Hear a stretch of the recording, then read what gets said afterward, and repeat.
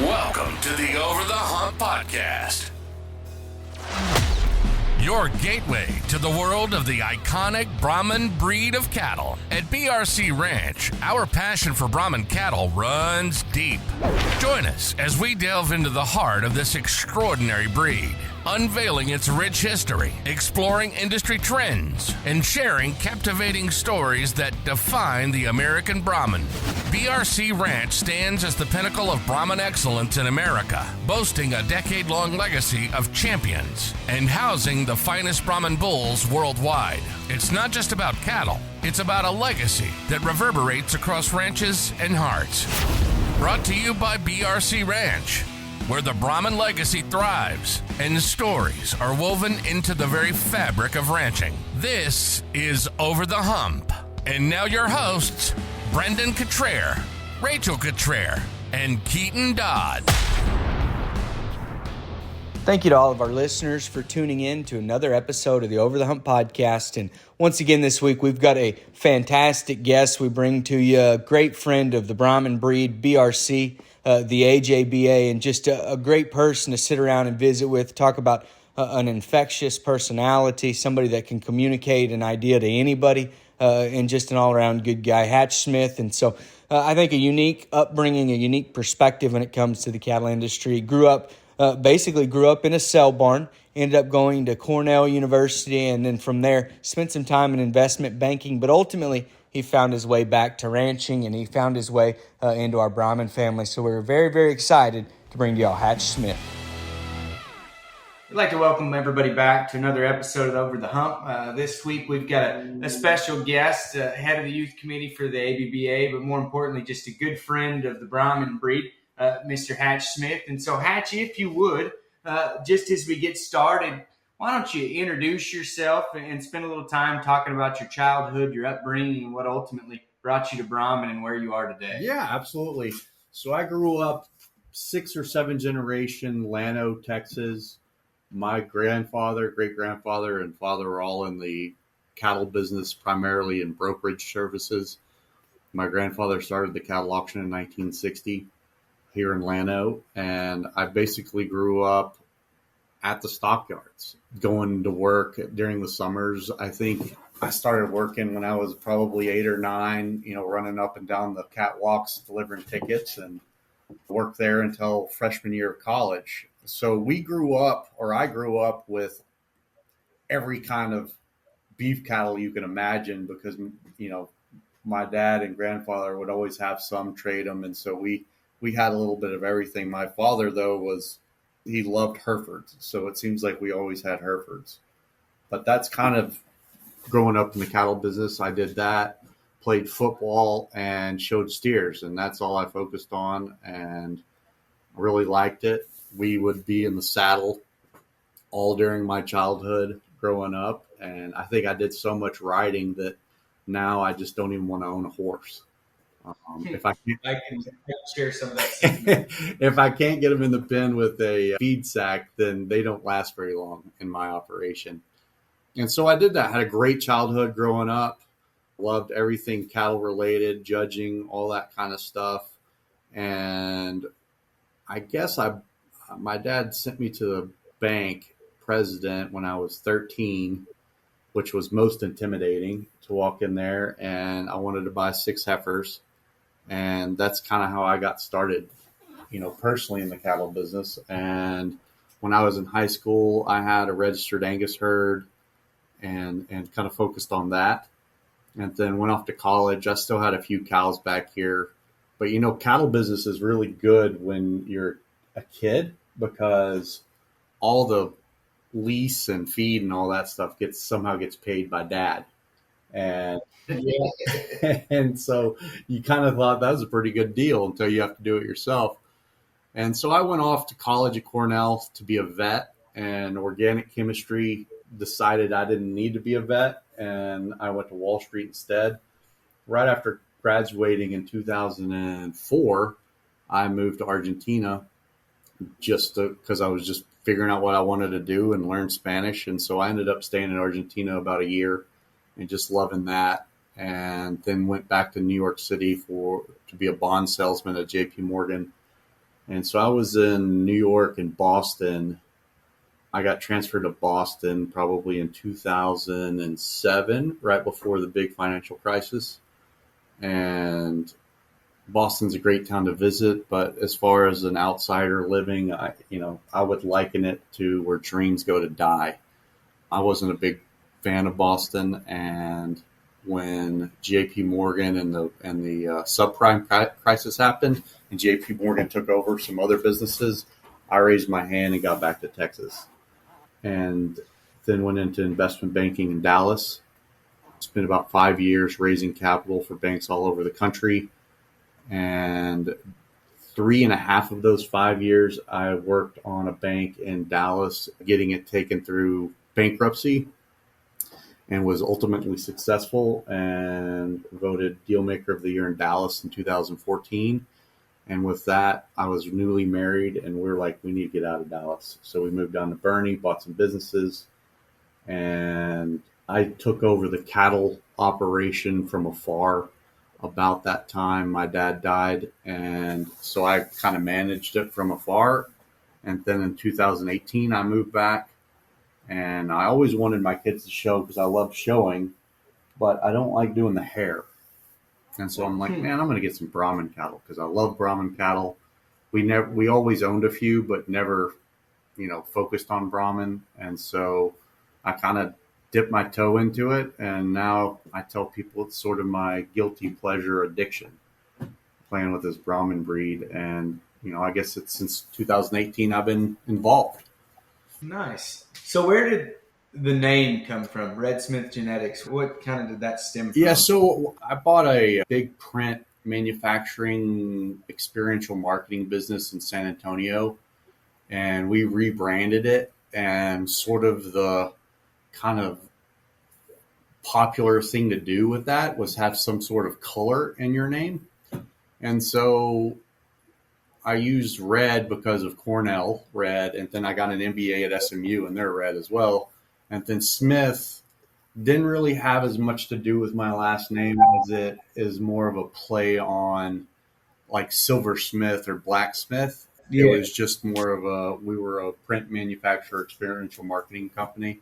And so it was called Red Smith Graphic Solutions. And then when I started my business, I did Red Smith Genetics because we already ran our commercial cattle through DP Smith and Son, which was my great grandfather started that. So that's really what it was. It was a playoff. It's not because I have red hair. It's not because my name's Smith. It's Cornell Red married with Smith to kind of come up with like something that makes something, right? Like a silversmith, blacksmith. Okay. Well, that is interesting. You could have drew 100 people and asked them where they thought that name came from, and I don't think that would have been what they would have guessed. But you said something earlier that always comes up in conversation when we're talking to you, is Cornell. Mm-hmm. How did that come about? Give us kind of a timeline, how long you were there, kind of what led you to end up at Cornell. Yeah, so I was growing up in Llano. Everybody went to A&M or the military or tech, and I looked at all those places, and my family, for as long as I can date back, all went to UT. And so I grew up a UT fan, but I kind of wanted to do something agriculture, and I was always the guy that wanted to do something a little bit different. And so I was at the Houston Stock Show. I guess it was, let me think, it would have been the Houston Stock Show, the end of my junior year going into senior year. And I stayed with my godfather there whenever I went. And he's like, you should look at Cornell. And of course, I'm like, what is that? And so I looked at it, applied early decision, and got in. It was the only application I filled out. And so I went up to upstate New York from 2000 to 2004, and it was quite the culture shock. Freshman year was brutal for me. I was playing football, pre-med, and pledged a fraternity, and so that was too much. I firmly believe you can do two of three things in college. There's social, there's academic, and there's athletics, and you got to pick two of those three. And so I ended up picking social and academic after 2 years of football and focused on that and had a blast. So I would say my first year or so was tough, kind of acclimating to the snow and the culture and all that stuff. And then I, kind of fell in and loved it. So yeah, that's why I went there. A lot of people don't realize that it's a land grant school as well. And I think it ranks one or two, depending on where Cal Davis is on agriculture schools. Yeah, it's a top tier ag school for sure. And I'm sure glad you chose to go to Cornell, because if you would have put on the burnt orange and white, I don't know if we could really. Cornell suits me just fine. Brandon had a question he was about to run by you. Yeah, so Hatch, just kind of in the pumping the brakes just a little bit on what you've been talking about, you kind of gave us a broad stroke view of kind of your life up until now. I'd like to dig a little deeper on that and just ask some of the intermediary stuff between those different decisions in your life. How does a sale barn kid from Llano, Texas, who intends on going to vet school, end up into the financial world and all this business world? What's the linkage there? How you got those transitions? Yeah, so a big part of it would have been my uncle, my dad's older brother. He, who grew up here in the cattle business, he ended up going, and he was a bond trader at JP Morgan up in New York for 30 plus years.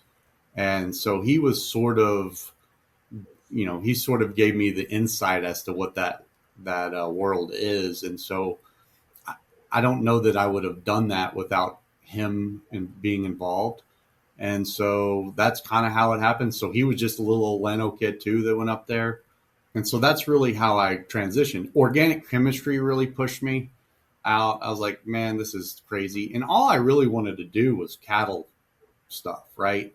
I didn't really care about the dogs and cats and all that stuff. I just wanted to do cattle stuff. And, I was like, I don't want to go to 3 or 4 more years of school and all this stuff, even though later on in life I went and got an MBA. So I guess it just has to do with, your maturity at the time of your decision making.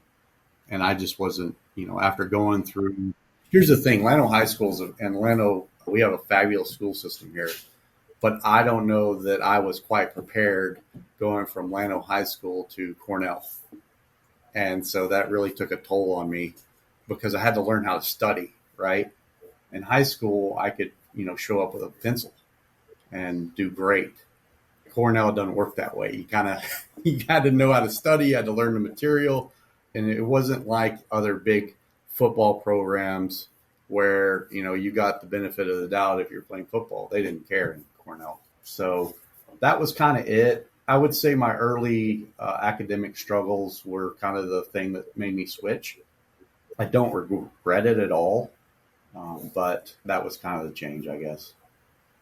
So did you switch majors too at that point? Well, so at Cornell, you can kind of develop your own major. So on my diploma, it's Bachelor of, let me look at it, is Bachelor of Science. So I had all the sciences. And what I did was when I kind of switched, instead of formally switching, I just started taking accounting and finance and economics. And I love that kind of stuff. But I will say this, going into the financial world, at least when I was going into, they didn't really care if you were a business major.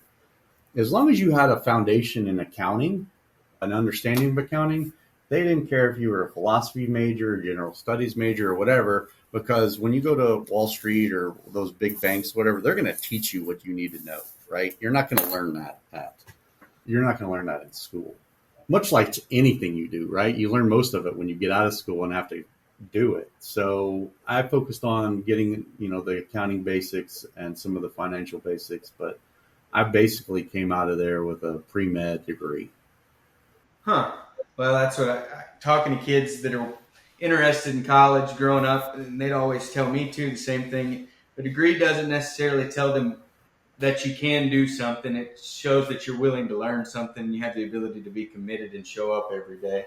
So, the degree doesn't necessarily direct your path in most instances. But to kick it in a different direction, Hatch, so you would consider yourself a rancher. I would consider you a rancher, but even more so, we probably would both consider you as just a businessman in general. Mm-hmm. So how does kind of your business and background in finance and all those things, how has that spilled over into your cattle operation, or does it? I guess is a better question. It did when I was focused on commercial, and I guess it does at the end of the day, because you gotta have some sort of understanding about, where you're going, have a path forward. I would say it doesn't matter if you have a business degree or just fell off the turnip truck. When you get into any sort of niche, I guess we could call it business, and we'll call it the Brahmin business, you really need to kind of dip your toe in and not jump all the way in like I did. And I see a lot of people doing that. And, you jump in, you're like, I want to get in the Brahmins, and you fall in love with all this stuff. And next thing you know, you've spent $100,000 on Brahmin cattle that don't really fit the market. Right. And so instead of studying it and paying attention and doing those things, and I would say that is like every business. I've done manufacturing and banking and investment banking and bonds, and now I'm running a hospital, and all businesses are the same, right? Once you figure out the lingo, once you figure out the idiosyncrasies of the different businesses, it's all the same, right? You want to sell for more than what you spent. And so you just have to figure that out and not think that just because I was successful at one, you're going to be successful at the other. You have to realize you have to learn the business. And I probably wasted a lot of money when I first got into the Brahmin business because I didn't, you didn't know what sold and didn't sell, what you're supposed to focus on. And I think it took me a year or two before I figured out, the pathway. So, I'll admit that my Brahmin business is probably not run. It's probably run more by passion than by a balance sheet. But that's not to say that I'm not subconsciously doing things the right way, I think. And I also am taking on a new endeavor. I bought a real estate that had a bar on it. And so I'm putting in a bar and a restaurant now here in Llano. And so it's like my wife says, you're not happy unless you have 1,000 irons in the fire. So I guess that's right. Yeah, it sounds like it. You've kind of got your toe in 14 different pools, from hospital to bar and restaurant to finance and cattle. And how do you manage your day-to-day staying organized? Well, so I've never been a notes person or anything like that, but I am very diligent about my calendars and appointments. And so, I'll tell people, if you need me or want me, you better make sure that you send me an invite, because it has to be in my calendar. Don't rely on me to remember it. But I think the biggest thing in success in any business, and this probably as well as anybody, Brendan, is you got to have good people working for you and around you. And I make sure that I have good people. That way I can do the things I want to do. And if you have to be around all the time to manage your business, then in my opinion, you don't have the right people. In this day and age, with a cell phone or whatnot, and texting and FaceTime and all that stuff, I can get most of what I need done remotely. And so that's how I operate. I just make sure I have really good people everywhere I go. And that's the biggest difference, because that's kind of how I manage it. Yeah, sure.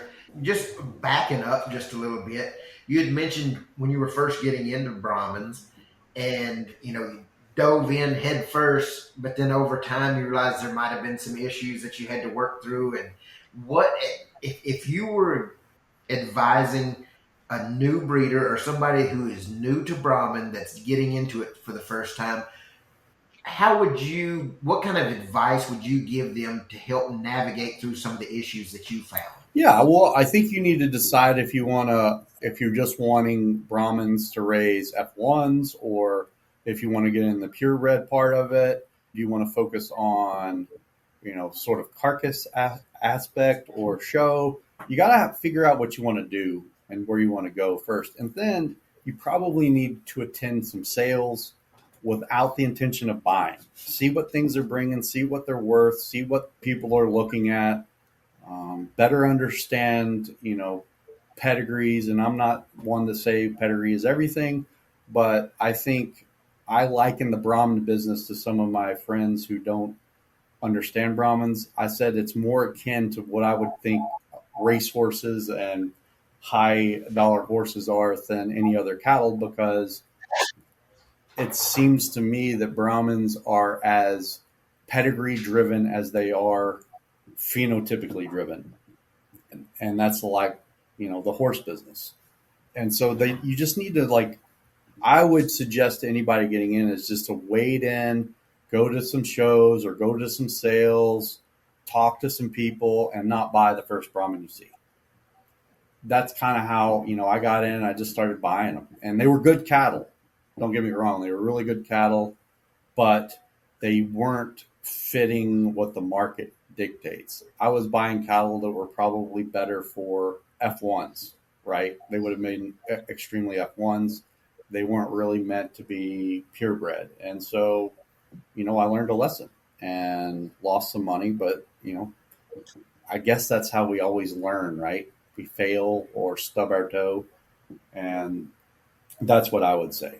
And, talk to multiple people, find somebody you trust, and go from there. Yeah, Rachel always says education isn't cheap. No, it isn't. And you know what? That's okay. As long as you understand that failure is fine and actually needed. And by failure, I mean you stump your toe and you figure it out and you learn a valuable lesson. And so, yeah, you just got to educate yourself and not dive in. That would be my suggestion. Well, leading up to that, what's kind of going on and what is your focus in your operation today? So my focus, we've shown some pretty good stuff over the past few years. I've gotten to the point now where, you feel yourself getting pulled to maybe the polled, right? Because that's hot. You felt, there was a moment where I was like, oh, I kind of like the black. And then I was like, no. And then I came to the realization, I'm just going to breed good. So in our country, the ideal commercial cow is a 1,300 pound Tiger Stripe cow. That is all day long, works up here because we go through a lot of droughts, and it's just, you get much bigger than that and it's going to be hard to feed. So I like to see my Brahmin cattle moderate. They got to have a calf, and they've got to have, good pedigrees. I kind of have to have that for myself. And so that's what I'm focused on. And I don't worry about polled. I don't worry about a lot of those things. They have to have good feet, especially in our country. And so as long as they check those boxes and they're good enough cattle that I could throw a Hereford bull or something else. I'm actually throwing Tarant bulls on some of them, and those F1s are outstanding. And so that's kind of what I focus on. They just need to be moderately built and functional and raise a calf. And beyond that, I'm not a polled guy. I'm not a red guy. I'm not a gray guy. I just have what I think are really good cattle. And if I wouldn't flush one, that doesn't mean I'm going to. But if I wouldn't consider flushing one, I don't own it. And that's the way I look at it. I know this is a Brahmin podcast, but you just said a buzzword that made both of us smile. Tarant, talk us through it. I want to hear more about your Tarant days and your Tarant cattle. Yeah, so Tarant is a breed that was imported through Canada down to the upper Midwest in 1973, I believe, and they came from France, and they were in the French Alps. They're mainly a dairy breed in France. And they were sort of isolated in the French Alps for so long that they tend to give a little bit more pop with the hybrid vigor because they were never diluted, at least in any documentation. And so when they came to the United States, they're horned naturally.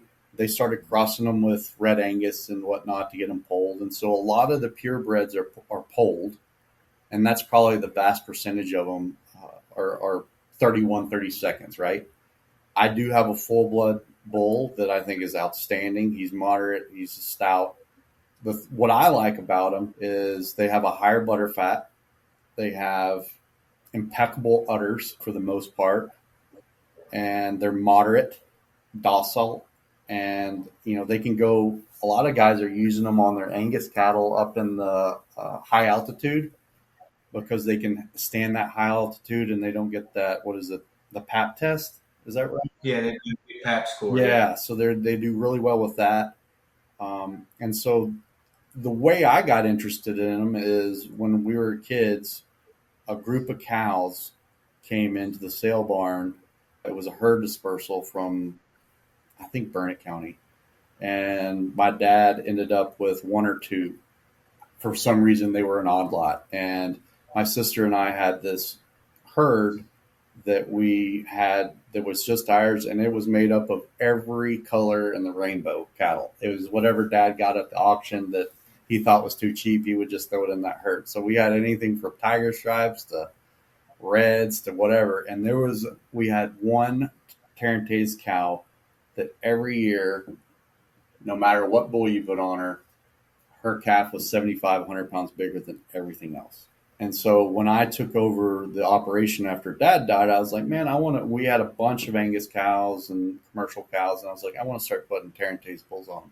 It was virtually impossible to find Tarantese bulls. The breed association sort of went dormant because of, as we can all relate, infighting and hobby farmers thinking, they know better than people who make a living. And so it went dormant and a lot of people quit registering.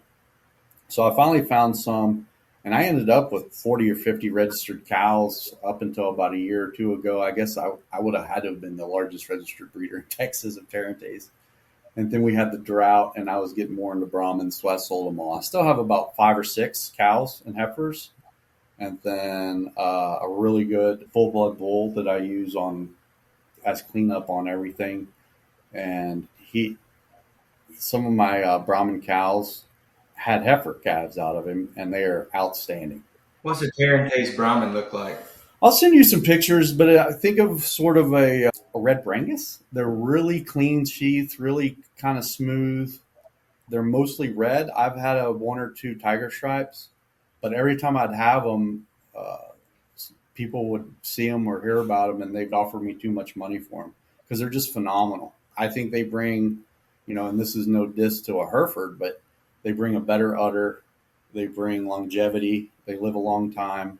They bring a lot of diversity. So, going from high altitude to, I've had them in West Texas. And, some people that'll see them just offhand, they'll be like, does she have Jersey in her? Because they get that dark marking around their eye. And, I guess that goes back to being up in the mountains and the French Alps and having the glare off the snow and whatnot. But there are a lot of blacks now that, like all the other breeds, there's a lot of people turned them black.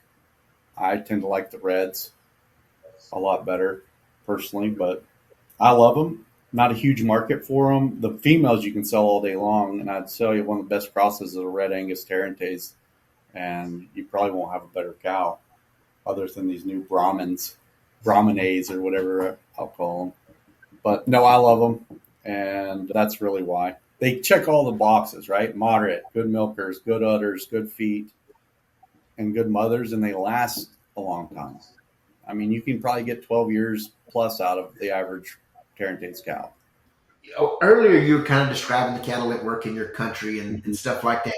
Now, Keaton and I have been up there, and we've visited, and it's some cool country and stuff. But for our listeners that may not know or be familiar with the Llano area, kind of describe that country to us as far as vegetation, the amount of stocking rates, that kind of. Yeah, so we're right almost in the dead center of Texas in what they call the hill country. It's beautiful. Obviously, everybody likes it. I think our ranches and whatnot are going from 10 to 15,000 an acre up here. Huge amounts of deer, a lot of mesquite, cactus, native grasses. I'll tell you the thing about our country is it's a lot of granite dirt, a lot of granite outcroppings. And so when it gets hot in the summer, it really burns off. But I'll tell you, the nutritional value of our country is lights out. Point of fact, I've had some guys from your part of the country come up and visit, and they just can't believe that the cows are surviving on what they see, and then we honk them up and they're fat.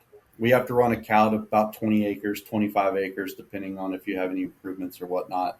But the nutritional value, I guess, would be probably higher than what's on the coastal because we don't get as much rain that washes out all that stuff. And so it's really a great area, but it's really hard to, be a rancher because of the cost of land up here. And you just need a little bit more. What do you guys do? 1 to 4 acres? Probably a good solid bet with, running cows with no extra supplementation or anything like that year round might be 3 acres for a cow. Yeah. And so that probably dollars out a little bit better now. Or if you're like us who are really good at overstocking, we can get several cows to the acre. That happens. Now, I have learned that overstocking up here, you just can't do it, right? And so people always ask me about hay, and I only use hay in our pens if I've got something there. If I've got to take hay out to the pasture, unless we're in like a freeze or something, if I have to hay them in the pasture, it's time to go to the sale barn. We feed a lot of cubes, mainly to get them to call when we need to, and sometimes in the wintertime. But in my opinion, if I've got to start hauling round bales out to the pasture, it's time for them to go to the sale barn because it's just not worth it. It's funny on the different perspectives and management practices and all that kind of stuff. Last year when we had that real big drought, I had people come up and say, well, how are you cows handling this drought? And I said, oh, pretty good. They don't know the difference. That's right. So overstocked. But anyways, it's funny, as you describe that country from where we're at, you said you're dead center of Texas, but from where we're at, we think of you as West Texas. Anything west of Austin is West Texas. But when you're actually in all reality, they're in the very center part of Texas. Yeah. I grew up not far from Hatch and understand what you're talking about as far as the rocks and a harder grass and just a naturally drier climate. My dad still to this day tells me that's God's country and I'm crazy for ever leaving. But I see the beauty in it. I see the struggle in it.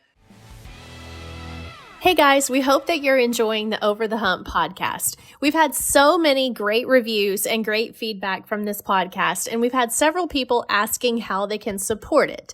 So we are proud to announce that we've created the Over the Hump fan club, where you can join and sign up on a yearly basis to help support this podcast and get some really cool merch as well. We have 3 different levels ranging from $40 a year to $250 a year. And at each level, you get some really cool different benefits and different free gifts. For example, at our Trailblazer level, you get a free copy of my really awesome Modern Brahmin coffee table book, which is a 160-page coffee table book featuring the gorgeous photography of Carlos Guizora from Mexico, along with Brahmin history written by me. And then our Supreme Stockman level, which is $250 a year, includes that plus free access to the Brahmin Academy for 1 year.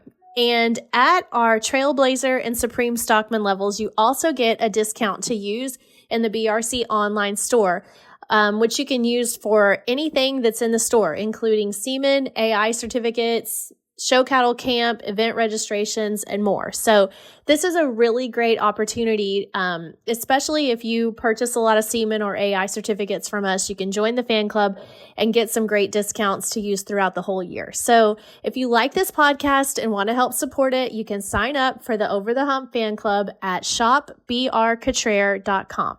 That's shopbrcutrer.com. Thanks for listening, and we hope you are enjoying it. Some of the challenges have maybe promoted you to be a little more unique in some of your practices. One of which people may find hard to believe, but it seems to be really, really successful for you, is using Coriente cows as recips. And so where did that come about, and how's it kind of been working for you?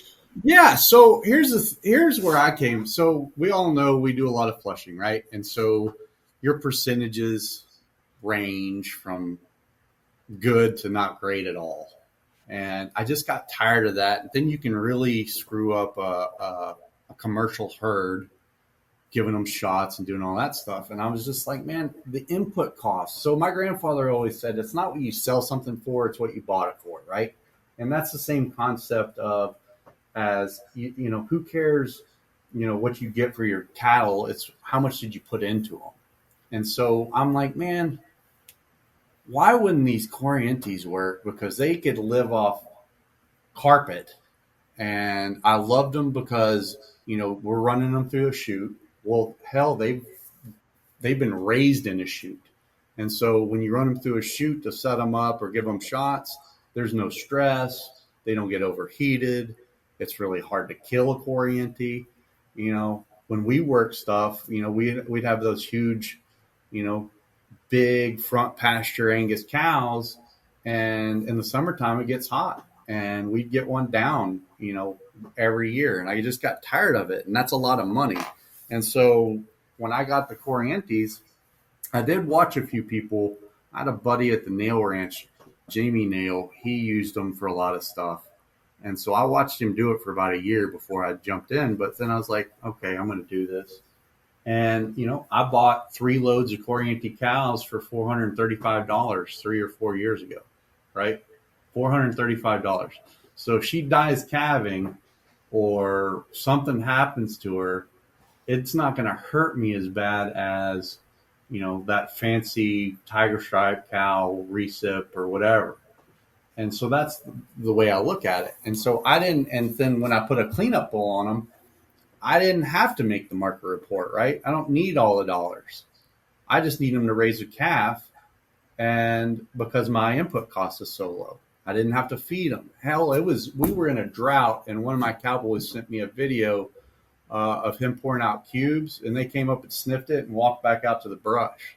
And so the input cost was mainly the thing. Now, I'll tell you, everybody, and my vets, my repro guys, everybody was like, you're crazy. I remember when I had the first set, Dr. Marsh, who's a good buddy of mine, he was just giving me hell. He goes, well, that's a C-section, that's a C-section, that's a C-section. And I think I've owned about 300 Corientes, and we've had 2 C-sections. One was a breech, and you were going to have to cut that out of an elephant.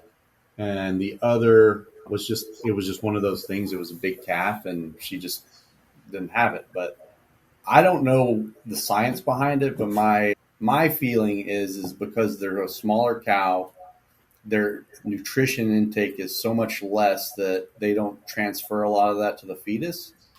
And they're also a harsh environment animal. And so they just have calves. Like they just lay down, and I'm having them right now. And it's crazy, but they'll just lay down and have them. And what people don't give them credit for is go look at a set of Coriente cows with a beef bull calf beside them. They're dang good calf. And I guess they have a higher butter fat than most because those little bitty bags certainly do the job. I have learned that you want very little longhorn influence in them.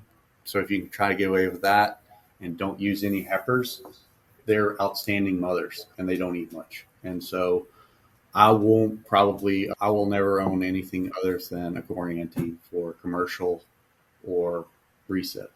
That, to me, that is so cool on that perspective and identifying the fact that you could utilize those cattle. What you said, you bought 3 loads of those things? Yeah, and they average $435. Yeah, so on a normal load of I guess, standard cattle, you can fit, 35, 38 head to a truck. How many of those cows can you fit to a truck? Let me do the math real fast. 50-something plus. I know I can get 25 on my 28-foot trailer.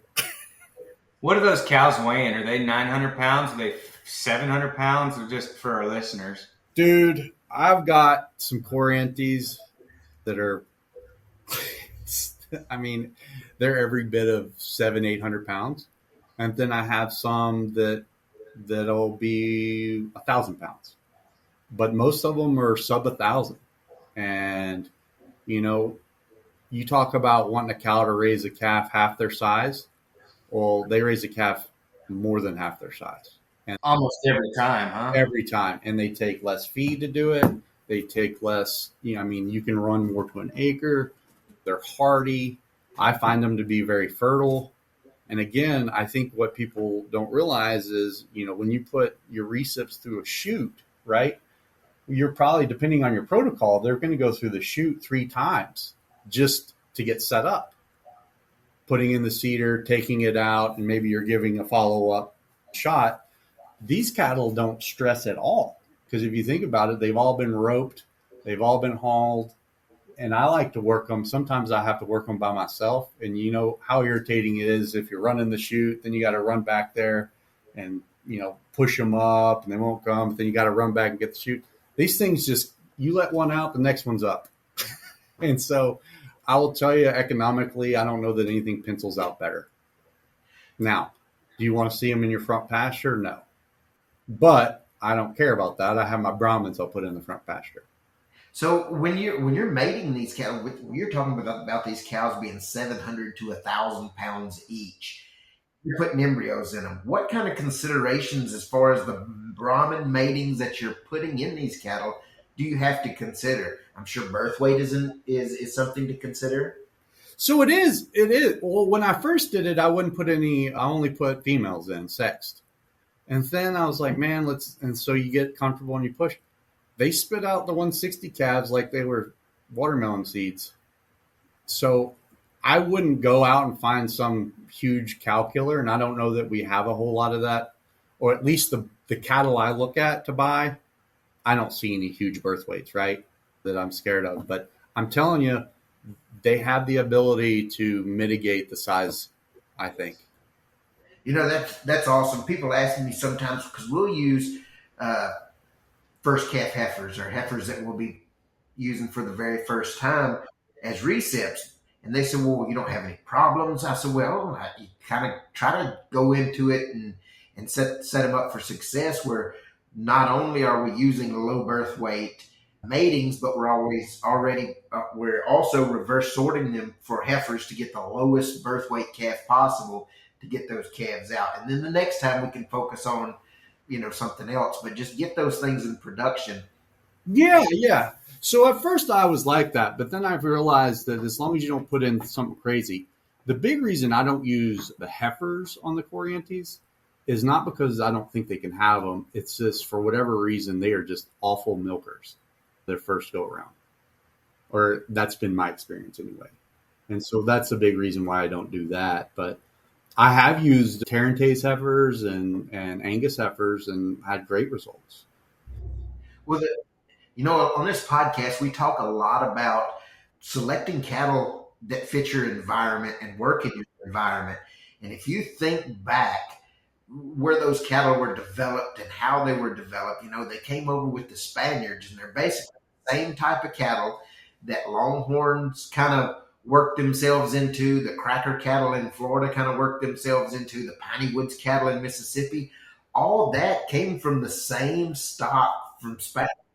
But depending on the environment that they were developed in and natural selection over the next 400 years turned them into what they are. And it seems like those Coriente cattle are perfectly suited for that area where you're ranching them in. And so you're just letting them work. Yeah, no, I think you're absolutely right. And, I think I'm getting the benefit of them, sort of developing into, that hardy, low maintenance cow. In another 100 years, they may not be like that, right? Because, we're feeding them and doing a lot more trying to make them better. With a Coriente, I don't necessarily think that the job is to, I think I've never asked a Coriente breeder, but I did. I think they really want a curved back leg, almost like a sickle hawk, right? I guess because that's easier to rope, and good horns. But they're darn sure not, looking at anything else. And that's benefited me from the standpoint of, you can put an embryo in them and sleep pretty comfortably that they're going to be able to have it because that's how they're made. The idea just hit me. Those cattle that you're using for recips that are Coriente, perfectly adapted to that area. I wonder what kind of in utero effect they have on those Brahmin calves that they're raising and the effect that the cow herself, her relationship with the environment, what kind of epigenetics type stuff she's unlocking within that calf's DNA as she's raising that calf. I think there's absolutely something there. Yeah, there probably ought to be a little more looked into that about that. But that kind of stuff's so cool to me. Yeah, I love it, and people make fun of me less and less as they see that I'm not having trouble with these cattle, and so I like the way they dollar out. Heck, in this market or any market, right? So if you're in a down market, you don't have that much in them, so you don't have to worry about that. So that's just the way I look at it. I saw on Facebook the other day that I'm a Facebook, I follow the Livestock Conservatory deal, and they cover a lot of heritage type breeds and things like that. And they just recently posted that the Coriente cow or the Coriente breed is now got into the threatened status. Really? And so, yeah, I read that just the other day here in the last 4 or 5 days ago. But if a person was wanting to get into that, where do you even source them from? So, I have a guy who trades in them, and that's where I got mine. But he says they're harder and harder to get. Like all things, when you go through the drought, people are going to get rid of their Corientes before their beef cattle, right? I'm sure a lot of them came up from Mexico. There's a huge number of them out in Arizona, some of that really dry desert country. But I guess you're right. They're getting less and less. I know they're bringing all the money. I sold some middle-aged Coriente cows a couple weeks ago for $1,500 at the sale barn. And so there's a market for them. And then the ropers, I'm seeing that they're giving a lot of money to rope something. Let's press pause on that just a second. You bought those things at $450 and you sold them for what? $1,500. Like 3 years later. I didn't sell them all. I just sold a group of them that they didn't really fit in terms of the breeding program and whatever. But yeah, I'm telling you, the math works. You made more money than some ranchers just in the salvage value of hauling that cow to the sale barn, not including the calves that she had. So I think you've done a good job promoting Coriente, and I'll probably order a truckload here over the next week or so. You know what my problem is I sink that profit right back into a Brahmin. If you were a Coriente breeder, you'd be rich. Well, I'm going to kick us in a different direction. Not that we couldn't talk about Corientes till we die, but I'm going to move into just, I guess, recognizing or thanking you for your volunteerism and your service and what you've done as far as head of the ABBA Youth Committee. We went to the AllAmerican, Brendan and myself and Molly and the crew family, and had such a great time. Thought it was so well run. Unfortunately, me and Jimmy still have not got the GoFundMe put together for us to purchase your new donor cow, Two Guns Pain. But could you fill us in on the broken rib debacle? Yeah, so I was over filling up a water bucket for my daughter's heifer and leaning over and got sideswiped by Two Guns and thrown straight into the corner of those steel panels. And it was one of the most painful experiences. I think for the first 10 minutes that they had me sitting down, they said I went ghost white because I couldn't breathe, and it felt like I just got stabbed in the side, which I sort of did. So anyway, I caught my breath and went to the hospital, and it ended up just being a fracture. But I will tell you, it was very painful, but nothing compares to when you have to sneeze with a broken or fractured rib. That's almost like reliving the initial experience every time. And so I think it was last week when I started feeling fine. But yeah, I got through it. You just have to get up and go. And as long as I didn't sneeze, I was okay. Yeah, you definitely looked like you were in pain, but glad to hear that you're feeling a little better. But no, give us kind of a run through on AllAmerican. I thought it was fantastic. I thought the show was ran great. The youth that you had working between the Zach Mosley's and the Callie Welties and so many of those very, very good people that you've got on the board, things ran so smoothly. And so what's your recap of the All-American? Yeah, the last 2 years I've tried to, and this year I succeeded in giving it back to the junior board. It's their show. And I got a lot of heat from some adults that, oh, they can't do it themselves. They can't do it without us. Just pardon my French, just pissed that I gave them so much leeway. And I was like, look, I'm not tossing them the keys and saying, get after it. I'm putting up some barriers so that, they don't run off into a ditch. But what we're doing here is more important than just showing, right? If they're going to run for an office and do this, they need to understand how things work. They need to stub their toe. I'm not saying completely crash and burn. I'm saying stub your toe, see what works, understanding it, work together. And I got to tell you, this year, I would say the juniors did 80 to 90% of everything from, planning, implementation, execution, all that stuff. Anytime during the show that there would be a question or something, I'd be like, what do you think we should do about that? Of course I have an answer, right? But give it back to them. And I tell you, the juniors are an example to the rest of us as to how they can all come together and make it work. And they really did a great job. And I was preparing people before. I was like, look, not everything's going to be perfect. And that's okay, and probably important that it's not perfect. So they can, work through those details.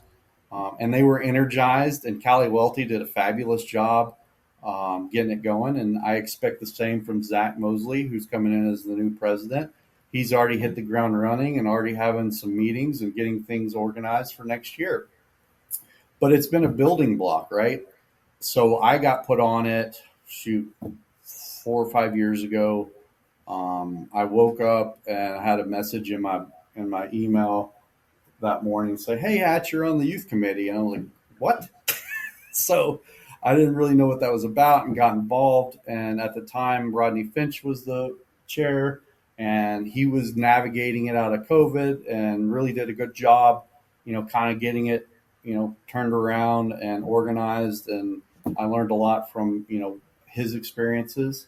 And then when I became chair, my whole thing is like, look, guys, I put on big events. When I had the manufacturing and print, and they still do F1 race and MotoGP.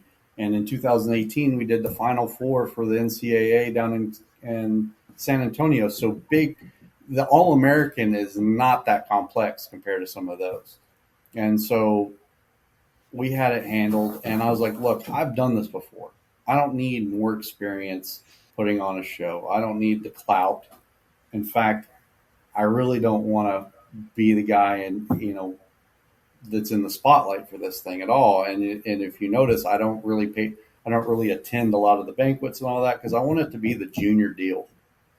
This is their deal, and I just want to be in the background making sure they don't run off in a ditch. And so when I became chairman, that was my goal was, look, these adults don't need to be putting on the All-American. They need to advise and mentor. And that's where we've gotten to. And I think you saw the result of it last year and then a better result this year. And you're going to keep on seeing it where it's going to be back to the junior board and they're going to learn how to do things. And they do a fabulous job working their differences out with each other, probably better than us adults do on the bigger board. And I'm really excited about it. I think they did a great job, and I think they're going to continue to do a great job because we're going to put a framework. If you think about it, the All-American is probably the most cumbersome and complex show we have in this breed from the standpoint of it's not just a show. It's not just cattle. It's all the other exhibits. It's kids from all over. It's a week long of work. And so I think it's a great experience for them, and I think they're going to end up being the standard for junior national shows. There's a lot to be said for letting those juniors kind of run their organization with barriers, but you're giving them the chance to exercise, some work ethic. You're giving them the chance to make the decisions and learn from, trial and error. And I feel like it's setting them up for more success in life with those life experiences versus someone who has their hand held the whole time and pampered. So I appreciate that way of leadership that you provided those young people. But there's one other first that happened this year, I guess, for you in the Brahmin deal. And so this year your daughter has started showing. And what's it like for the first time show dad? Can you give us that perspective? I know about what mine was, but what was yours coming from your background? So I loved it. So when I was a kid, I did it all myself. My dad was very supportive, but he thought show cattle were silly, right? Because he was a commercial guy, trader, and silly. So I did it all myself, which I appreciated, and that's the way I liked it. And so when I got into this, I'm like, well, I'm probably going to be more involved because my daughter's younger and really small, and so I'm going to do no hair or slick shears. So it's been great. I will tell you what's funny is when you look around the show barn, you can tell what dads or moms have younger kids showing because they're filthy and hot and sweaty. And then those that have the older kids showing, they're hanging out with their coffee or whatever, just enjoying life. So I loved every bit of it. It was because of some of my duties at the AllAmerican. We really relied on our stallmates to help out when needed, and that's fabulous. And that's a big part of this breed. 90% of the people in this breed are fantastic, and I look forward to my kids getting to grow up around them. But she is excited, and I told people, I was like, I really like doing it, but I'm only going to be as excited as she is, right? I'm not going to make her do it. I'm not going to force her to do it. If she's excited about it, then I'm going to be hugely excited about it. And so far, she loves it. And I'll tell you, we had the best All-American ever, and I don't know that winning grand champion will top it because my daughter's really bright but very bashful and sort of reserved. And going in there, old dad started her off with Pappy, the big bull, and another bull, and then Sprinkles. And because she turned 8 at the very last minute before shows, we didn't have anything set up for her that's little bitty and gentle. And so she handled it and did great. And you can see the confidence in her just explode, right? So she came out of the All-American, her class. She got a brown ribbon, and you would have thought a brown ribbon was the grand prize. She was so happy because she did it herself. She came out, and now she's raring to go for next year. And, as you probably saw on Facebook, she got dad to spend a little too much money in Mississippi on a new show heifer.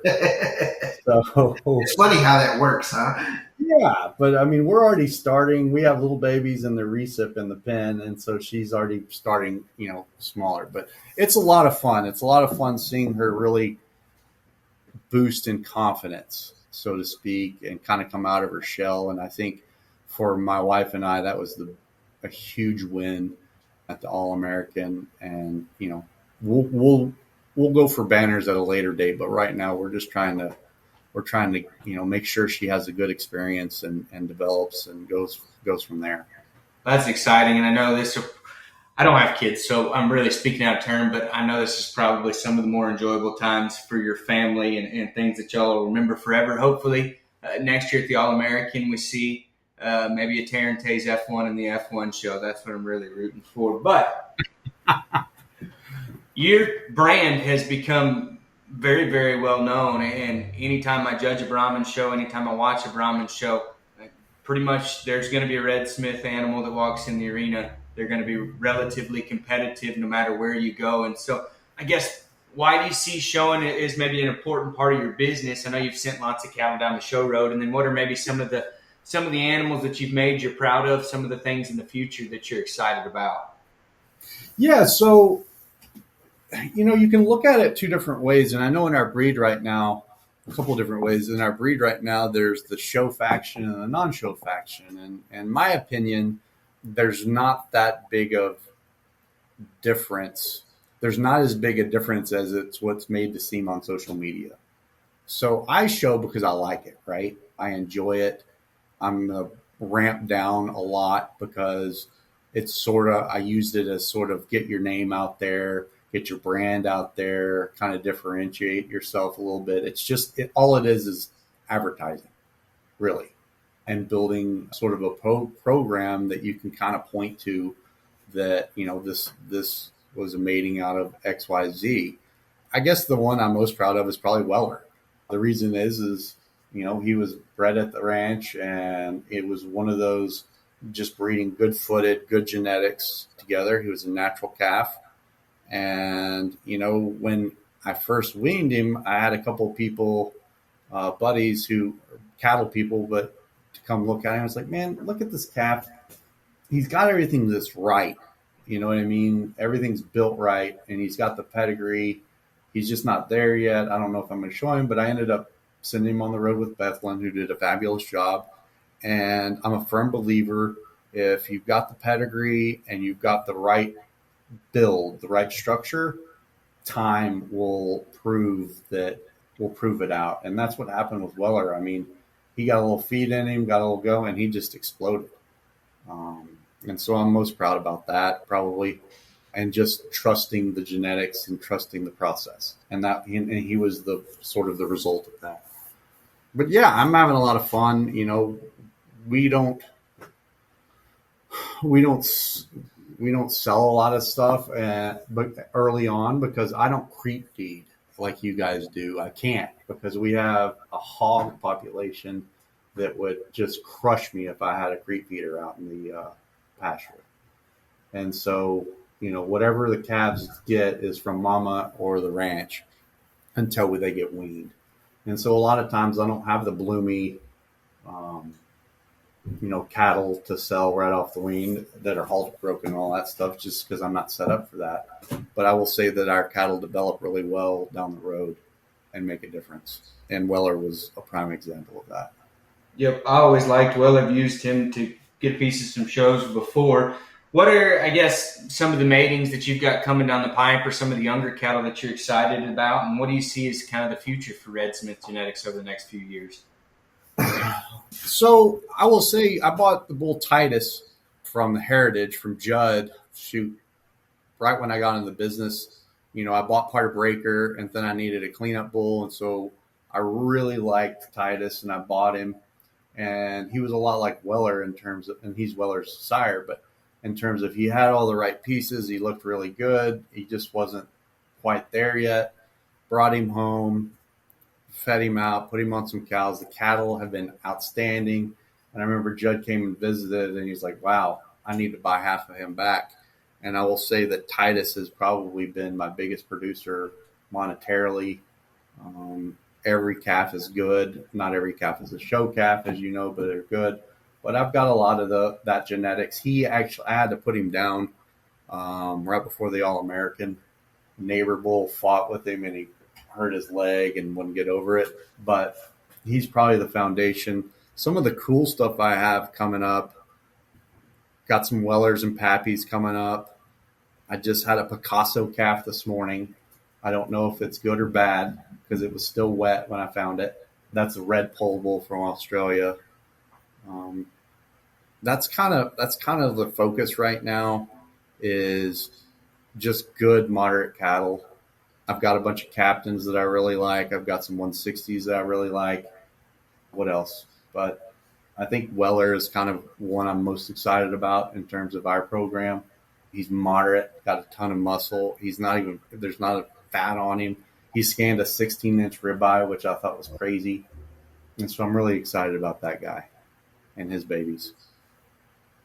Well, as we get close to wrapping up, we've got a few questions we ask almost every interviewee on our podcast. But in your view, everybody's kind of got that favorite Brahmin animal in their head, or their favorite Brahmin animal of all time. In your view, what animal is that? Just maybe flipping through a magazine, maybe one you saw in person.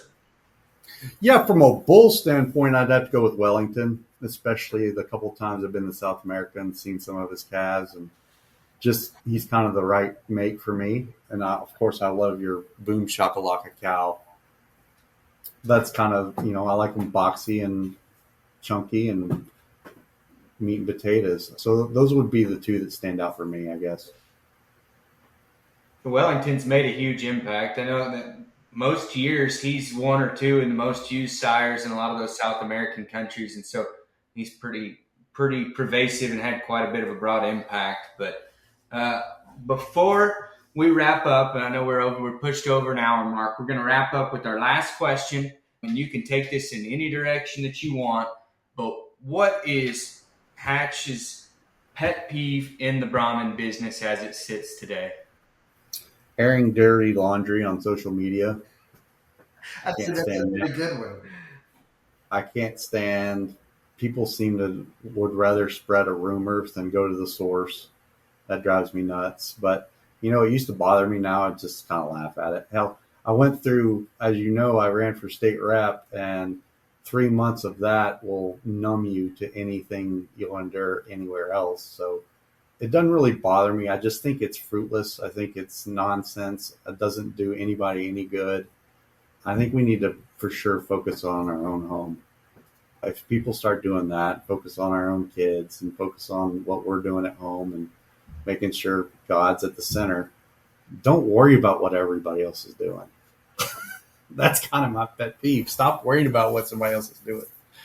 I told somebody the other day, everybody talks about protest this or protest that. And I'm just like, I don't know what it would have to be for me to protest.